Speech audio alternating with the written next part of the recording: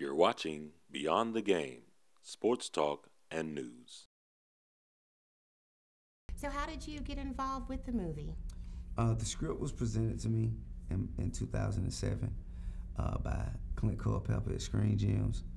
Um, I read the script, I, and I was instantly intrigued and just engulfed into the story. I was pulled into the story instantaneously.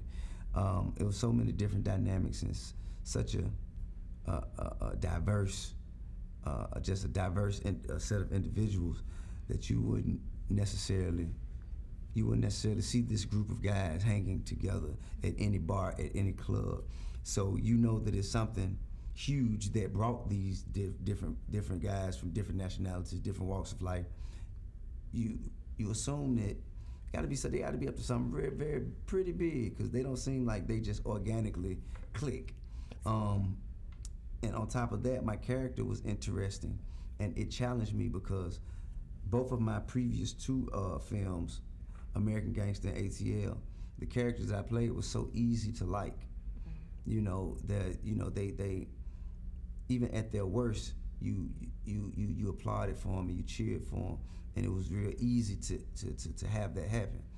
This was a challenge because to the naked eye, Ghost seems like a villain. Ghost seems like an antagonist, when actuality, my challenge was finding a way to explain Ghost's position, why it was the way it was, and why he feels the way he feels, and I kind of feel I see Ghost as more misunderstood than anything else. Hurt, misunderstood, spoiler alert. And now, so in addition to having a starring role in the film, you also serve as a producer on it. Yeah. This was your first time in that kind of a behind-the-scenes capacity too, right? It absolutely was, and it goes without saying that I appreciate the opportunity enormously. When that was extended to me, it made my involvement a no-brainer even more so. Simply because Will Packer, who has proven himself to be one of the hottest black producers in Hollywood, and we both from Atlanta, so we gonna click automatically.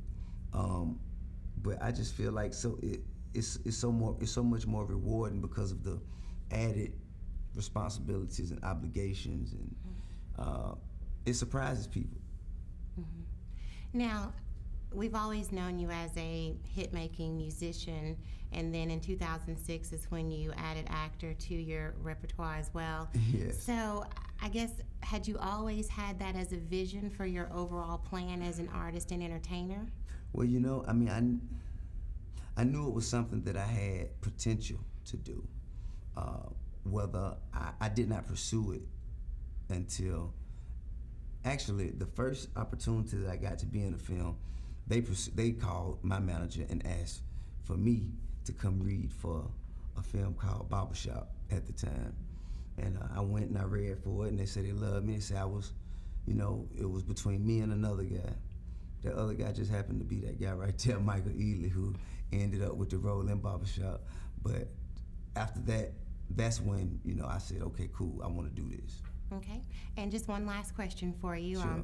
A few years ago, I started the practice of selecting an anthem for myself, Okay. which for me is the song that I find the most inspirational in the year of its release. Okay. And Live Your Life was that song for me when it came out. Outstanding. And there is a line in there where you say that certainly you paved the way for others to get paid today. So when you look back on your life, your career, when it's all said and done, what do you want to be your legacy and your impact on this industry that you really have changed? I would just like for people to appreciate my work. Just for people to know that I put 100% of myself into all of my work. Everything that I did, I didn't half-ass once.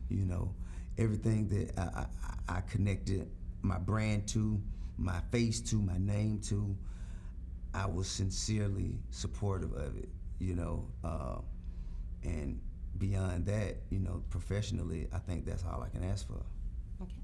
Well, I tell you what, great music, great Thank you. movies. I can't wait to see what comes next. Thank you. Thank you very much for your time today. Thank you I really so very appreciate much. it. It's an You're absolute welcome. pleasure. Thank you.